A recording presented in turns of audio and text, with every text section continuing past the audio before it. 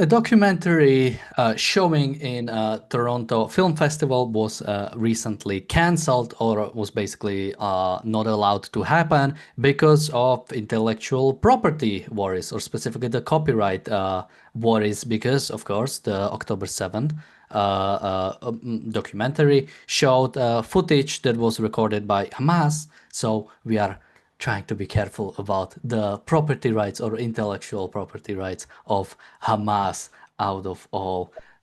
So this is one of the topics we'll talk about today, and later in the show, if we have time, we'll talk about the Qatar naming a school after a terrorist, sorry, a journalist, as they say, and the UN finally blacklisting Hamas for sexual crimes. It only took them 22 years 22 months after October 7th to realize it, despite the fact that their own report about those crimes was up already for some time. And we have one update from Israeli internal politics, and that is a certain settlement expansion that is pioneered currently by Bezalel Smotrich, the finance minister. With that, welcome to the reality show. Joining me today is Michael Kaufman. And Michael, any opening thoughts before I put in more things? Well, there's no question that the Toronto film people are creative. I have to say this was, I can picture the discussion that was had with the various PR agencies and outreach agencies all around there sitting around. And we'll comment on that more, but it certainly showed creativity, which I guess when you're in the arts is part of what you're supposed to do.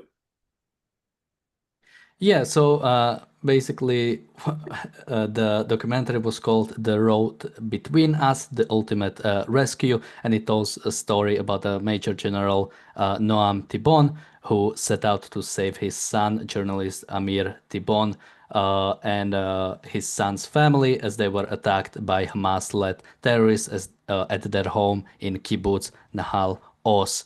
The film was created by Canadian filmmaker Barry Abrick or Abrich. And yeah, I mean, again, so one sort of what is being understood as one of the reasons why it was canceled is, of course, because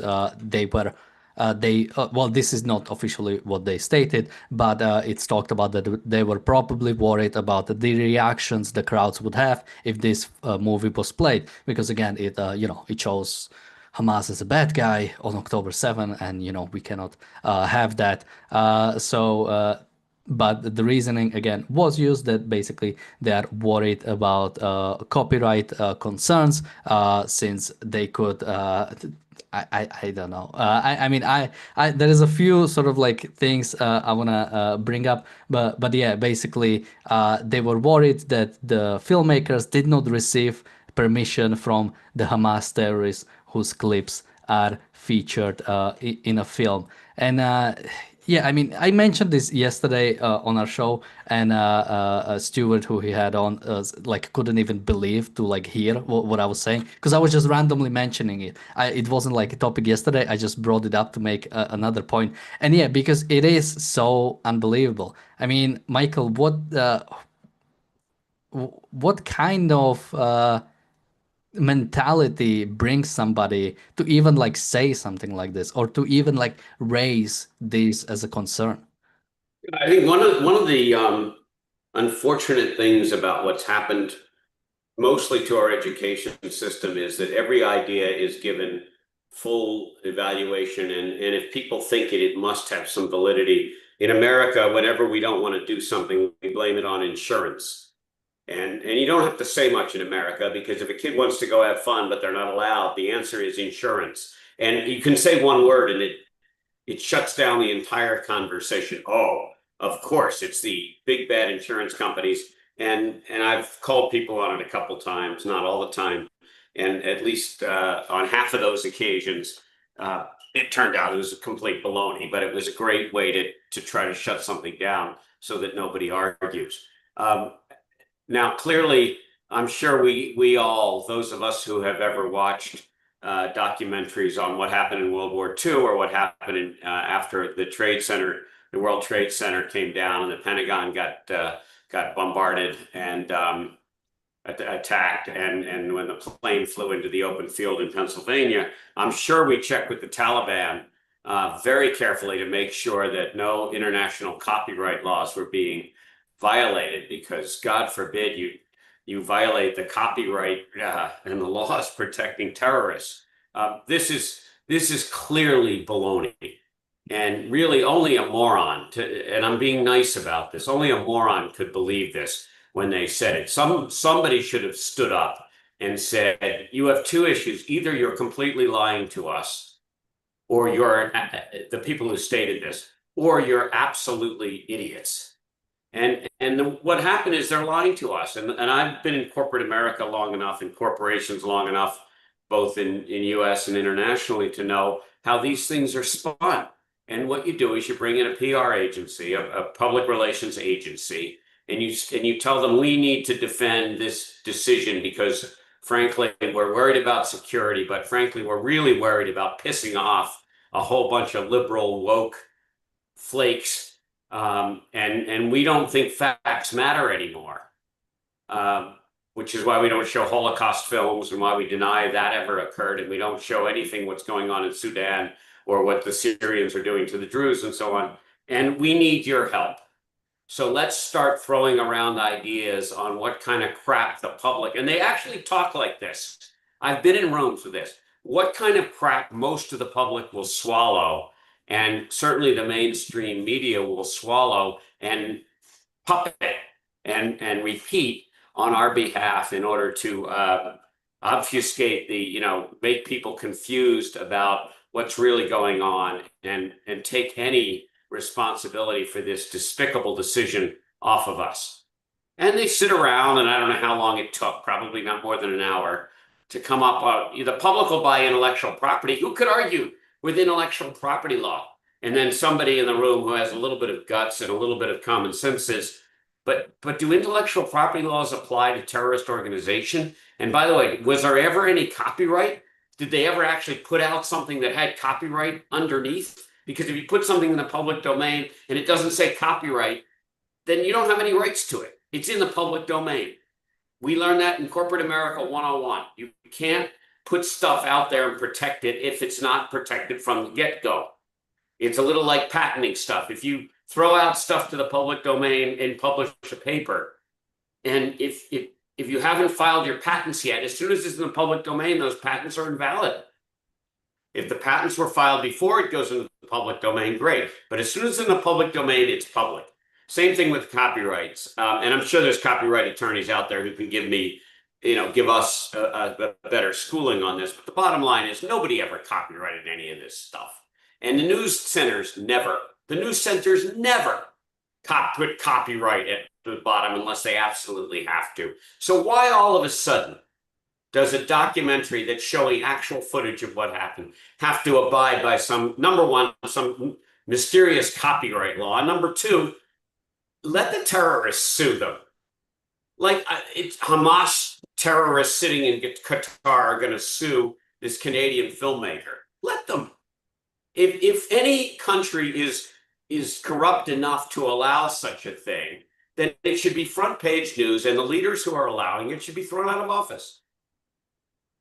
Well, this would of course be handled by the ICJ, so Hamas can apply their case Of whenever course. they wish so. And yeah, when it so let me read just a bit more. So this is from I believe one of the people working. Oh yeah, speaking to Channel 12 News Wednesday, line producer Talia Harris Ram confirmed this, dryly calling the decision a bit of a joke.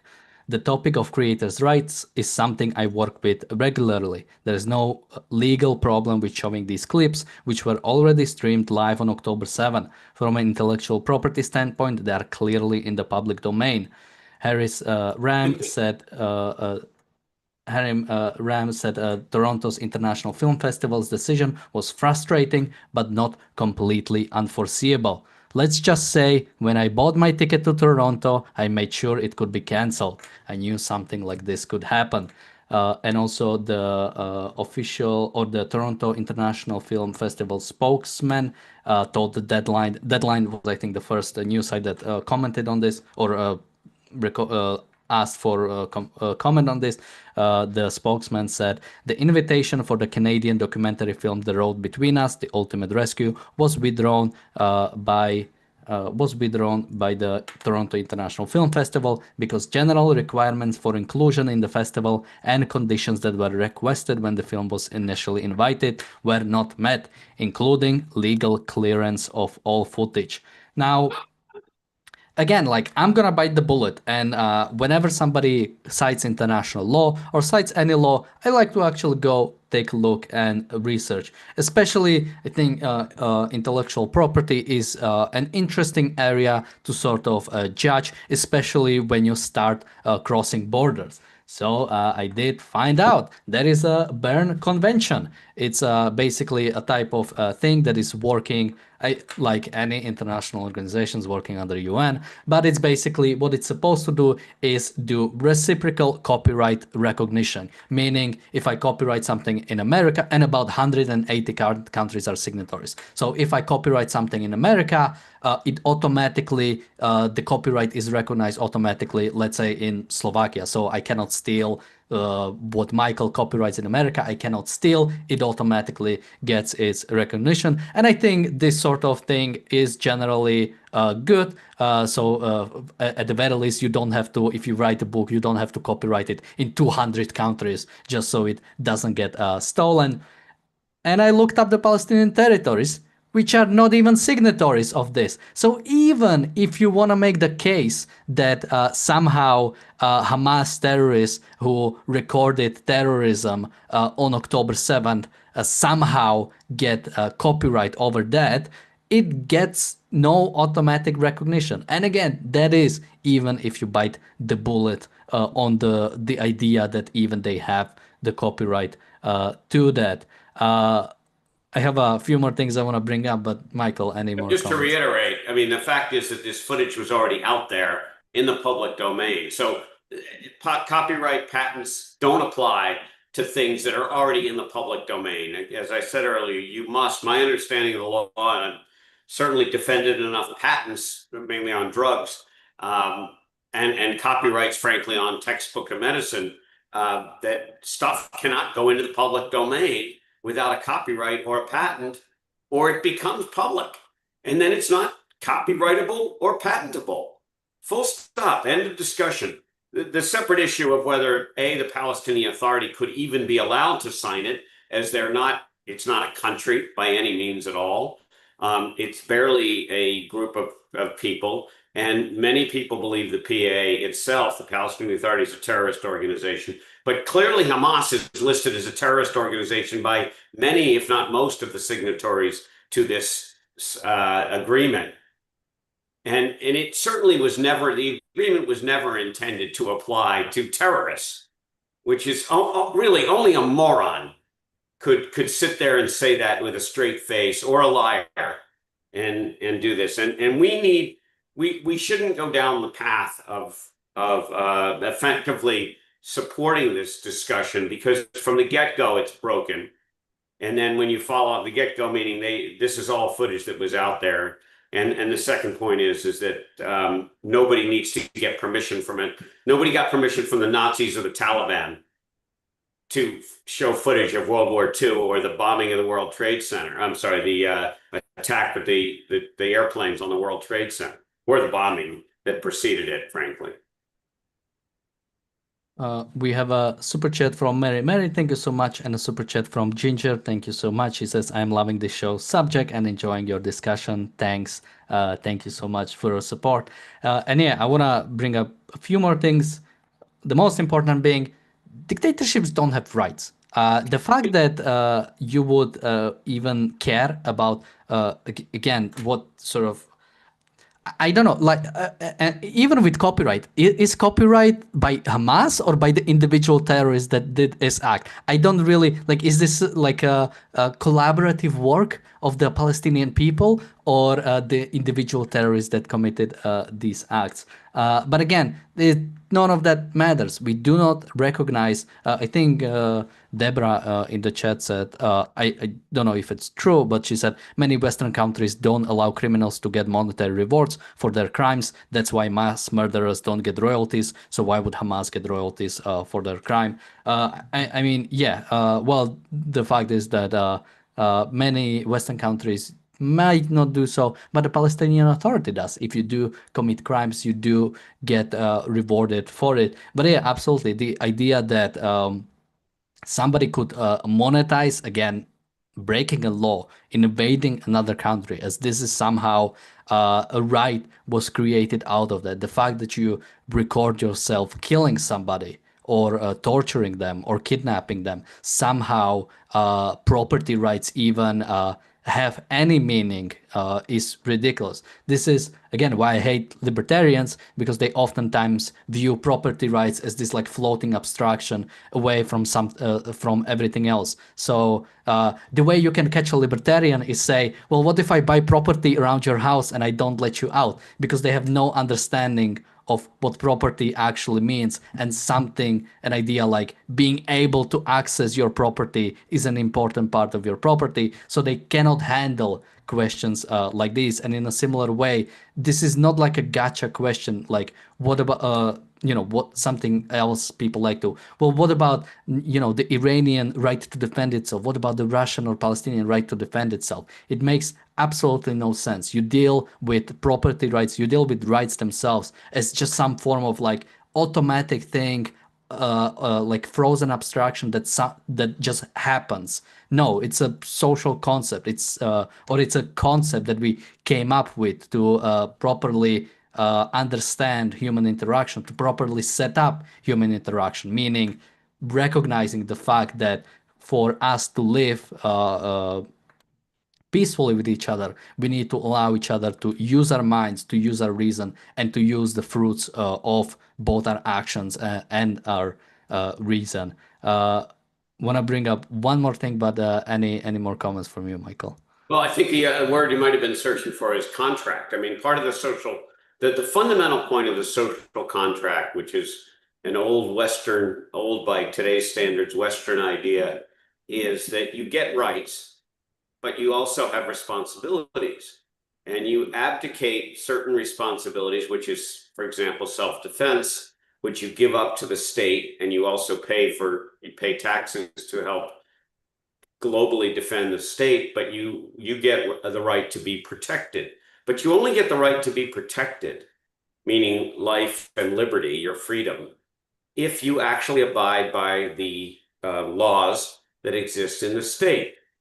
And as Daniel intimated, but we should be absolutely explicit that just because a state forms doesn't make it legitimate and doesn't make the rights that derive from that state legitimate. I mean, Russia is a state, it's a country. It is illegitimate, which is why there are sanctions all over it. If it weren't a global nuclear power, America would probably be at war with it, or at least be certainly in fighting in one way or another, more so than even Ukraine is. Iran is a ridiculous, disgraceful, backward-looking theocracy that recognizes no individual rights. None of all this stuff that the West came up with can be taken apart and just given willy-nilly. If you like this section of it, it can go. Meaning, if you like property rights, great, but they don't apply to everybody. They actually have to be built on the same foundation of recognizing the rights to life, liberty, property, and which all leads to the pursuit of happiness, not the guarantee of happiness, but the ability to pursue happiness. And we should be very clear that just because a group of people get together and say it's so doesn't make it true. This whole thing is really the stupidity of the public. I would say, I will make one other point. When I say stupidity of the public, the fact that mainstream media doesn't call this stuff out. They don't have to get onto a rant about it. All they need to do is say, we are unclear as the media how rights apply to Hamas. which in the US is a terrorist organization, in the UK and most other civilized countries, a terrorist organization. And they should just simply state that. And frankly, it probably is a terrorist organization in Canada, although I don't know. And to be honest, I've given up on Canada because they clearly want to become an Islamic Republic of Canada. That you can see what's going on there. And I mean that sincerely. And this is another example of it.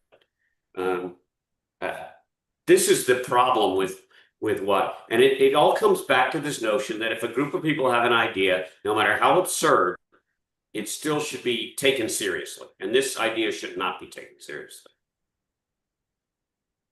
Yeah, and sort of just one quick comment about the social contract, because I do understand it to some extent, but also it's a particular kind of social contract, at the very least, that if you are to advocate for one, should be, because again, social contract in Russia could be you give up, or social contract in the Palestinian territories could be you give up your life for Hamas and for Allah, and that is technically a social contract. But yeah, sort of the more of a better understanding is the idea that we institute governments. People should just read the Declaration of Independence. I might have some faults with the founding fathers, but they kind of nailed it when they wrote that one. So they understood that we instituted governments to basically extract force from human interaction, and so sort of the right to your own life comes from your nature as a human person or human being, as a rational being, not from some government giving you those rights. The only thing government can do is recognize the fact that you have those rights, which many governments unfortunately haven't been doing so. There was one more thing I wanted to bring up about the copyrights, because that is something I've been kind of battling with, because when the Russian state, for example, they produce some kind of thing, photos, they do hold copyright over those pictures, and most governments do, with at least one exception I know that I want to talk about, but most governments basically do hold copyrights over their work, and I've always had a little bit of problem with that. I'm not gonna say that I ignore that copyright, because that would be kind of admitting to violating copyright rights. So I wouldn't say that. But I think it's very problematic, the fact that governments themselves can sort of have copyrights over something. One, that the way that copyright was created was by the people. It was by taxing their people. And the idea that now sort of like the state itself gets to own it is, I think, ridiculous. Which brings me to the one exception, at least that I know of, which is the United States. Everything created by the United States, or at the very least the federal government. I think it gets a little bit more shady when you go more local. But anything created by the federal government is automatically in the public domain, which I love, because it allows me to get a lot of pictures as soon as meetings in the White House happen. But I think it's also a right way to do so, since everything the government does is automatically, or necessitates that somebody was taxed, or that realistically everybody was taxed, and therefore I think everybody should have access to that. Not to mention, the states cannot own property, only individuals can. Michael, any last thoughts on specifically this topic before we move on to the next one? Now let's go. Let's move on. We have lots of good stuff to cover. All right, let's go to the Qatar story first. People, I think it was with you, right, when we covered this guy who was a Al Jazeera journalist that was killed, that everybody was crying over, and then the IDF said, not only now but already last year, has said this guy is part of Hamas. This guy is on the payroll of Hamas. He is part of he is a leader of one of the forces in northern Gaza. So this guy, this great guy, I'll look up his name because I haven't written it down. He's getting a school. He's getting a school by Qatar, or a school named after him by Qatar, I think in You didn't write down which country. It wasn't in Qatar. I think it was maybe Uzbekistan or some Central Asian country. But yeah, this is the kind of thing we're at where, well, this is not a new thing. The idea that terrorists are having their streets or cities or schools or hospitals named after them is not a new thing. But Michael, any thoughts from you? Well, all we have to do is remember Stalingrad. I mean, granted, Stalin wasn't considered a terrorist because he was the head of state, but he was, I think the estimate is responsible for over 50 million deaths in Russia. Maybe I'm pretty sure I got that right. During his multiple 5-year plans and the purges and the gulags and so on. This is what terrorist regimes do, whether they're quote countries or just terrorist states. And it's not surprising that we put up with it here and we pretend that it's okay. It's like saying, we've talked about this before. It's a little like saying Syria is a country. Syria right now is not a country. Syria is a disaster which will most likely become a failed state like Lebanon is a failed state. And hopefully in the future they'll get their act together. It would be nice if they would stop murdering the Druze and other minorities and so on. And what you have in Qatar is Qatar showing its true spirit, which is we have a lot of money. We love to play both sides of the coin. And just so you're clear on what we really believe in, we want to name stuff after terrorists.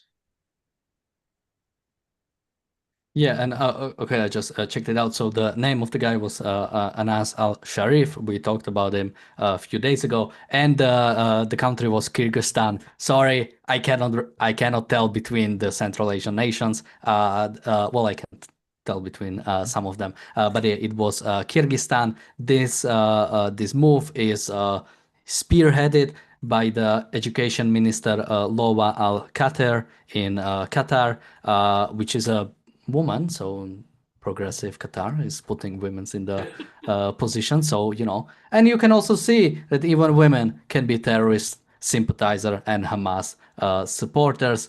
And apparently this is not her first time doing something like that.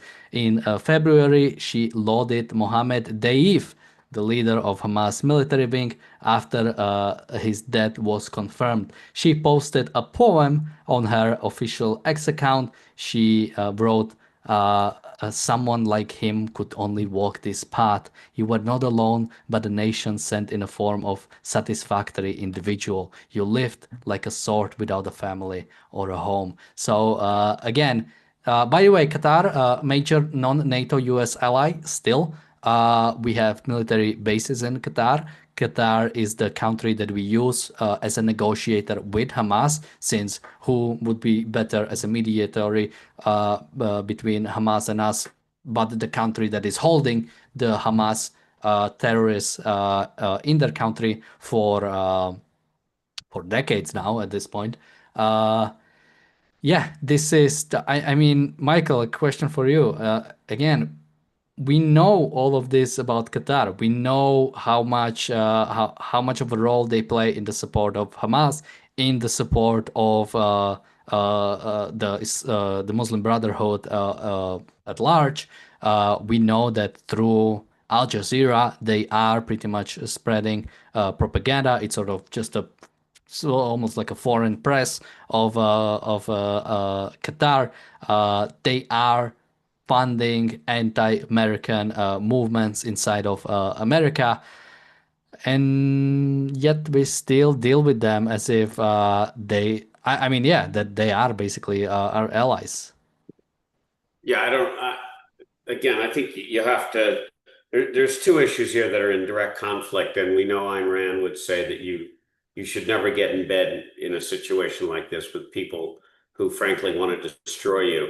Um, I personally don't trust diplomats. I don't trust State departments. I still don't trust our State Department. Certainly, the people that have been longtime State Department policymakers and so on, and the quote deep state.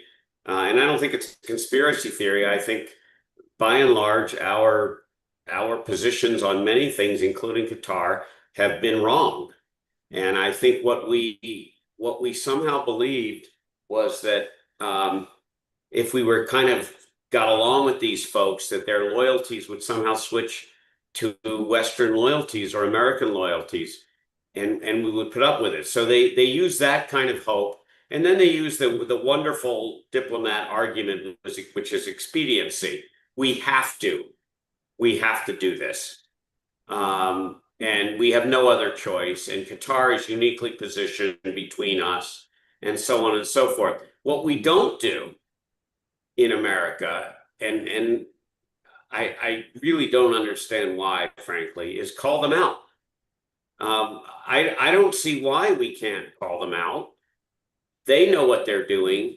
They're also funding our colleges. A lot of the anti-Semitism, a lot of the pro-Muslim baloney that goes on in our colleges, a lot of the so-called professor chairmanships that are in our college are funded by Qatari money. And these are people that hate America and are teaching, they get a visa here, or they bring a lot of students in that just want to destroy America. And we don't call them out. I don't understand that. And I think Ayn Rand would definitely, she has said it, she's right. You can't go into a lion's den and be nice to the lion for 364 days and expect that lion not to eat you if on day 365 it's hungry. The lion is not going to change its essence. Doesn't want to change it, doesn't have to. Money is generated from oil being pumped from the ground. They don't create anything of any value. All they do is pump oil. They got lucky, they're in the right place, and so on. And I don't have much to add to this except to say, if we believe they're the only ones we can deal with in order to talk to the other people, okay. But let's pretend that they're our ally. Don't call them our ally. And secondly, let's pretend that they would stop the overrunning of America by Islamic militants or anybody else. They absolutely would fund it. They are funding it quietly, patiently, and beautifully, and our idiots that are running our colleges are allowing it, because everybody knows where the money's coming from, and all they do is they say, well, I'll pay the piper downstream. Well, you are going to pay the piper downstream. And I think that's what's happening here. Qatar is not our friend. Lastly, I think Qatar was also accused of telling Hamas at the last ceasefire not to release the hostages, that it's never going to end well. And so Hamas didn't, which is frankly great as far as I'm concerned, because I think any partial deal is effectively surrender by Israel. But Qatar is not our friend. Qatar has no great interest in the West other than to extract as much money from us as possible and eventually to take it over. Yeah, I mean, fundamentally, this is the way the West is acting is sort of the lack of of recognizing that we are morally superior, because we are, whether we Well, we're recognize it. intellectually superior also. I mean, the fact is Qatar hasn't produced anything. Taking Western technology, this is not Qatari technology to get oil out of the ground. Okay, let's all finally be honest and blunt about this. Is Western technology and that figured out how most efficiently extract oil from the ground. They happen to have a lot of it. We went in there and invested in it. In a lot of these countries, I don't know if it's Qatar specifically, the oil companies were nationalized. Anyway, I don't know if Qatar has that, but certainly there are plenty of countries have nationalized Western company oil rigs. I think Venezuela is a good example of one. And anyway, it wasn't invented there, but we sold it to them great. But all they do is wake up in the morning and pump oil. That's what they do. And they take the money and they take a small fraction of it and they pump it in to destroying from the foundation Western culture. Yeah, I'm trying to find out if it looks like it's owned by it's owned by us, so it's owned by Western companies to some extent. So yeah, they cannot even finance their own thing, but I'll check it out more. Yeah, something, and again, sort of something to bring up. First, thank you, Jonathan, for your super chat. He says. Great show, Jens. Thank you so much. And yeah, I mean, the fact that they are not able to produce anything else.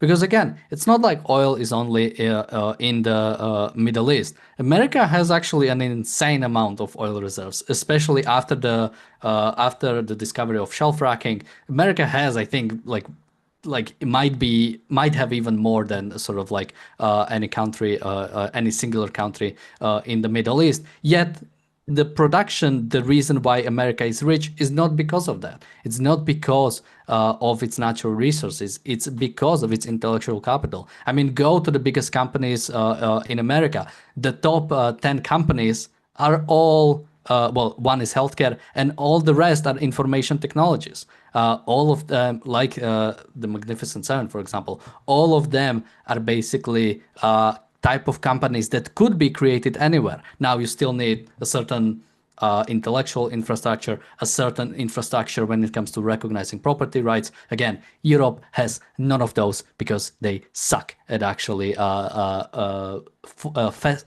of like allowing big companies to actually emerge or wanting to for big companies to exist. I guess I can bring up one recent example. I don't know if you ever looked into the creation of Spotify, but there is one documentary, and Spotify was forced to get out of Sweden because of how much it sucks to create companies in a lot of European countries, especially if you have a big company. It like makes it impossible to so many things are stacked up against you.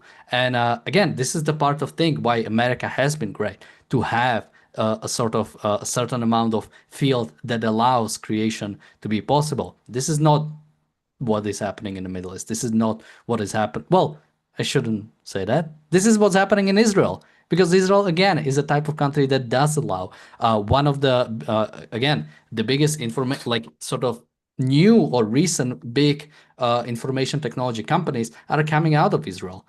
So again, that is another place that allows this to happen. Uh, One more thing I wanted to bring up that you commented on is again sort of like why.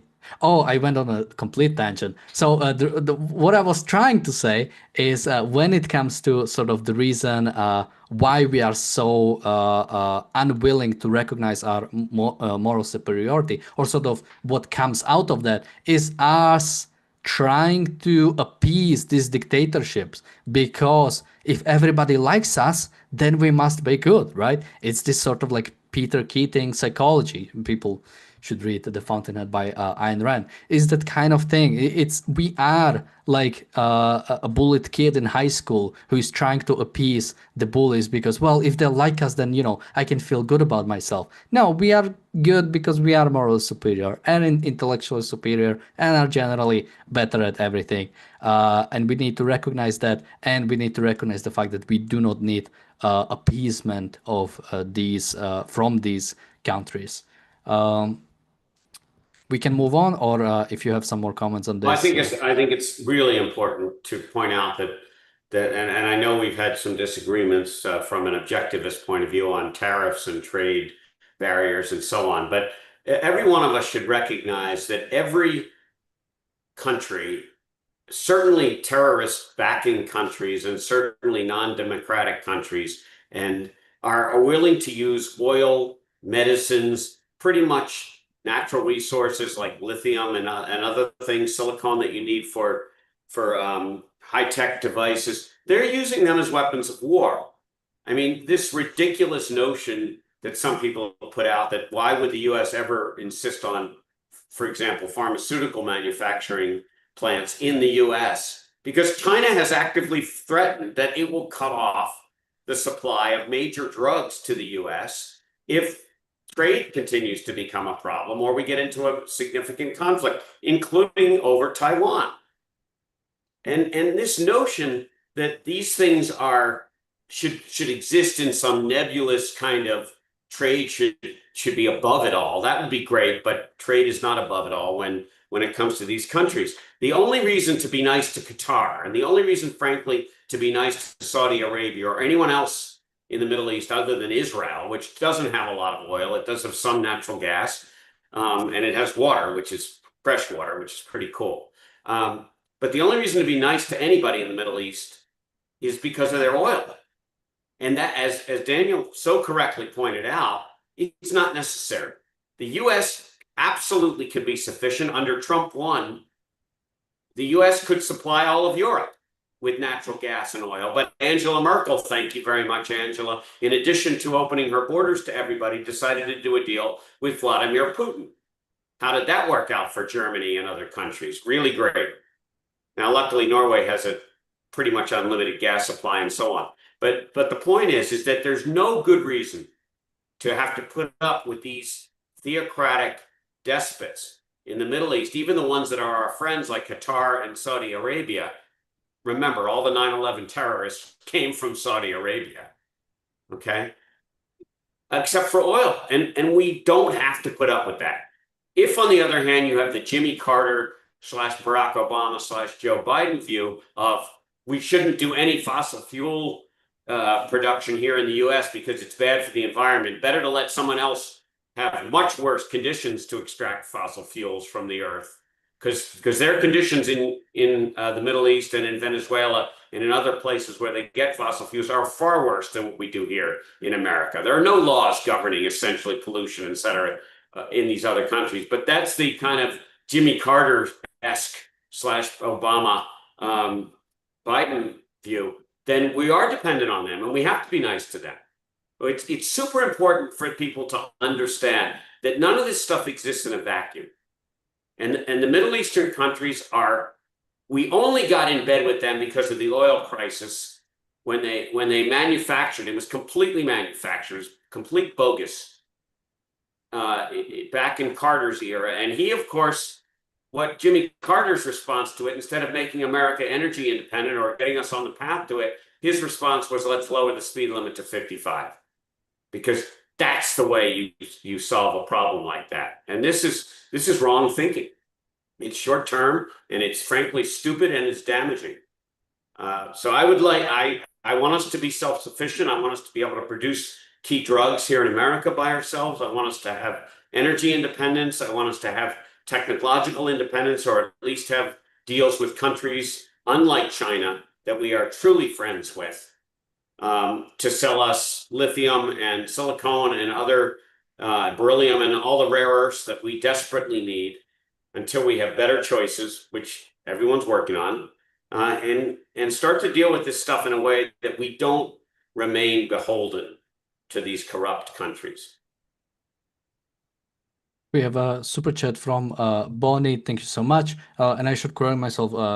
America doesn't actually have that. Well, it has a lot of oil reserves, but not much compared to sort of the biggest ones. But it is a #1 producer of oil in terms of like barrels per day. Which also, I didn't know that Venezuela is the biggest country with the biggest oil reserves in the world. It's funny how you can literally have money spilling from the ground, and somehow with a socialist government you manage to screw it up. Especially with they can't refine it. Their refineries are in such disrepair because, and if you read Atlas Shrugged, it's exactly what happened in Atlas Shrugged. The number of qualified engineers to deal with maintenance and restoring what are increasingly aging pipelines is dwindling.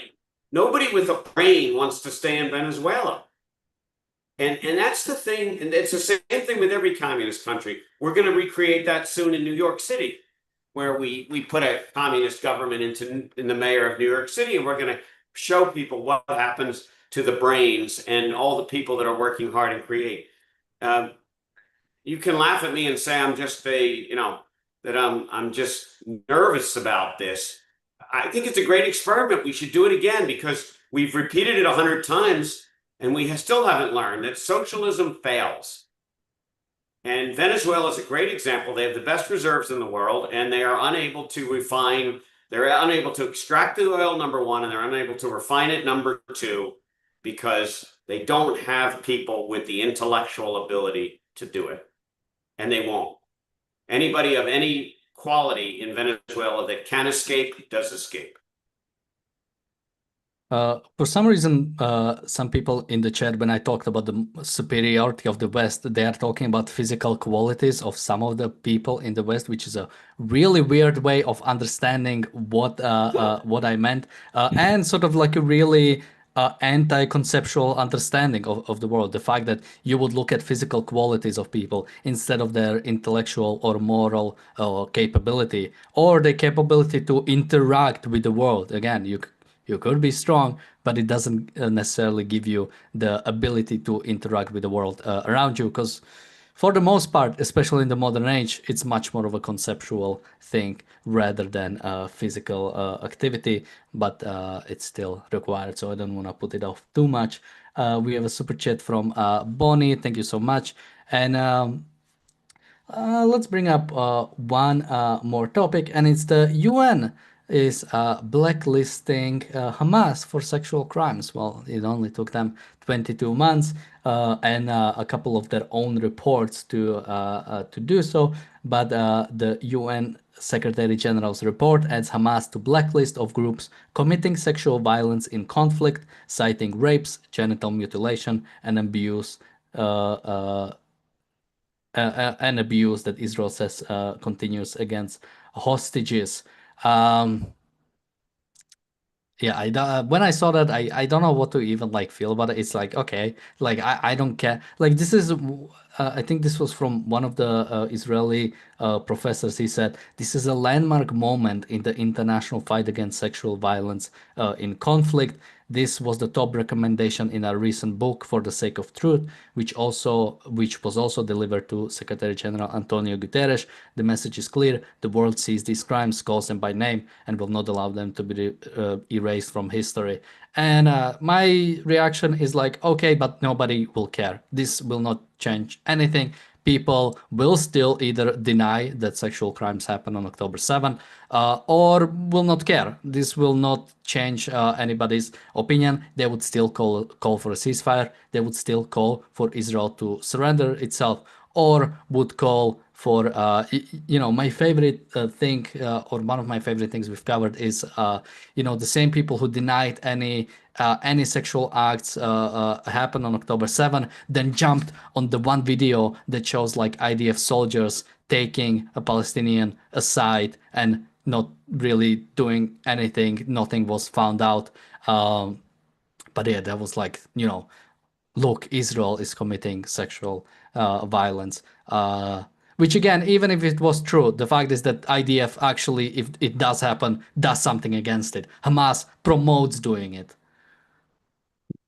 Michael, any thoughts? Yeah, this is if the saying is a day late and a dollar short, this is about 10 years too late and about $1 million too short. I mean, it's almost despicable to pretend that, oh, suddenly we woke up. They've had this report for months, if not over a year. They all knew what happened. I mean, people knew a few months after October 7th. People in the UN knew. Certainly the Secretary General, who's one of the most awful creatures on the planet right now.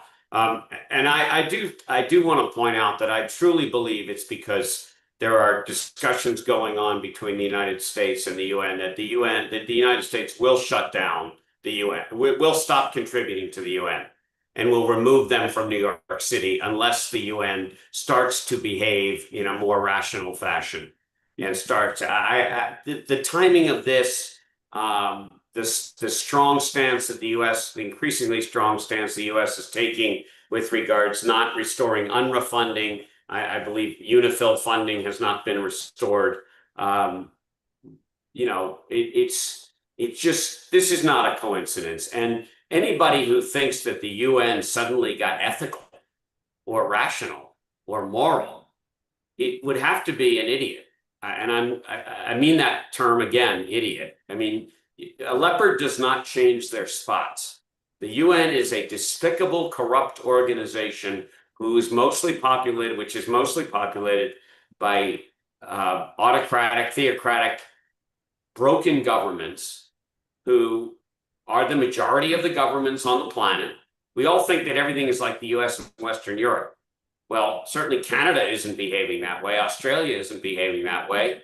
The UK isn't really behaving that way, and France isn't really behaving that way. But let's give them the benefit of the doubt. But you've got whole continents that are full of mostly, if not exclusively, corrupt governments who don't want to see democracies thrive.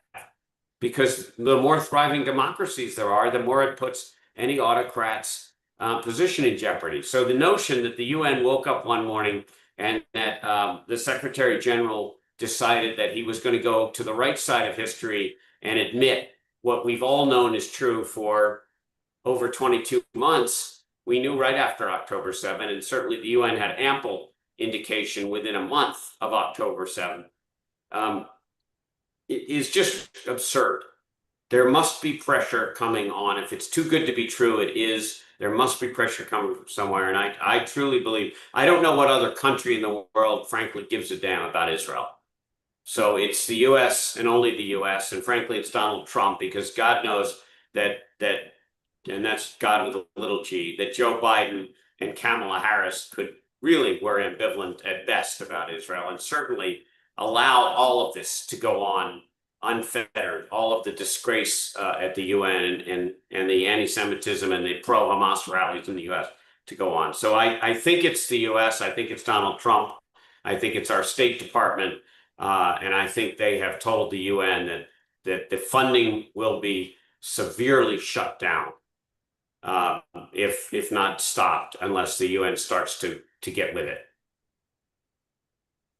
Yeah, I mean, just to defend Antonio Guterres, because you said I'm sure they've read their report. Well, a recent UN report find out that nobody reads the UN reports. Apparently, about 1 in 5 UN reports actually get less than 1,000 downloads, and even the top 5% get about 5,000 downloads. So apparently, even if you count all the people that probably work for the UN, it still would be much higher than that number. So, we cannot fault them for not reading them. Especially like UN reports are not even that long. The fact that so few people read them is actually very funny to me, because it shows how much we act like UN is important and people call out the importance of UN. But when it comes to doing the bare minimum as reading a report, nobody or very few people actually do so. And actually, I'm among that number, because apparently I'm one of the few people that actually read some of those reports. So yeah, this is the type of thing that we are currently at. Well, with that, we had one more story, but we don't really have time to cover it. So maybe if you have some thoughts, you can include it. It's basically the finance minister, Bezalel Smotrich, is expanding some of the settlements, or is allowing new settlements to be built, specifically in, I'm trying to find the name, in E1 settlement project, which is a little bit of south of Jerusalem. Oh, sorry, a little bit of east from Jerusalem. So just quick thoughts from me. Love to see that. He called it, this makes the something like this makes the Palestinian state impossible. And yeah, absolutely, Palestinians had a chance to peacefully create a state if they wanted to. They decided to not do so. Israel should absolutely expand as much as possible towards eventual annexation. Michael, any thoughts on this from you, or any other last thoughts, and where can people find you? Yeah, complete agreement with you. I think all of us have to shift our positions on this notion that there can ever be a Palestinian state next to Israel. I think it's done. And just to point out, the Palestinians had at least 6 chances, 6 major chances, I think is what the news quotes, and then probably another 6 minor chances at least to create a real state, and they didn't. What they have is a lot of terrorist areas, and the West Bank is full of cities or towns that are terrorist havens, not as well built up as Hamas, but not bad either. And again, if you go read the local news from Israel, you'll see that the Israeli Defense Forces are conducting daily multiple incursions into these towns and eliminating terrorists from them. And they're finding some tunnels, and they've got plenty of munitions that have come in and been smuggled from wherever, Jordan for the most part on the West Bank, because it is the West Bank of the Jordan River, which separates Israel from Jordan, and probably some coming in from Egypt somehow, and all of it, almost all of it, funded by Iran and probably Qatar, behind a lot of this too, especially as Iran is still cleaning up its wounds. So it's time to be done with it. And I think Donald Trump has agreed that we need to move the Gazans out. I don't think this is something he's walking around screaming about right now. I think it's being done quietly. I think it's pretty clear that the Israeli attack on Gaza City and the complete basically the complete invasion of Gaza, and restoration of Israeli oversight, which has to happen now, since Hamas threw out the last ceasefire deal, and our genius Witkoff finally realized that Hamas was not negotiating in good faith. We have to do it. I'm thrilled to see it. The Palestinians have been unable to form any kind of a cohesive country that does anything useful other than terrorize Israel. And it's enough already. That said, I do not like Ben Smotrich is a bad guy. He's a crazy zealot, who's, why the finance minister is involved in this, primarily is because he's just a right-wing nutcake. And I'm certainly to the right of he has like a special position when it comes to Judea and Samaria. So right, but that's the point, is that he kind of does both, right? yeah. I mean, yes, he was granted the position to oversee it, but he's not really it's not like a normal person, like the Department of the Interior, right? That like we would have, or figuring out our Department of State or whatever. But anyway, Right, yeah, I think it's something like Department of Civilian Administration in Judea and yeah, Samaria or something like that. I think it's great. I want them to go ahead with it. The last point I'll make is that if you've visited Israel, many of these so-called settlements are not, they're not a bunch of tents linked together with each other in a market that was just set up willy-nilly. I mean, my mother-in-law lived in one of the settlements, and it's a full-blown city that looks just frankly the same as every other city, very similar to those in America, very similar to those in Israel. I'm Michael Kaufman, 2Fs, on LinkedIn. And with that, we have one more super chat from Ginger. Thank you so much. Thank you, Michael, for joining me today. Thank you, everybody, for watching. We'll be back tomorrow, and bye-bye.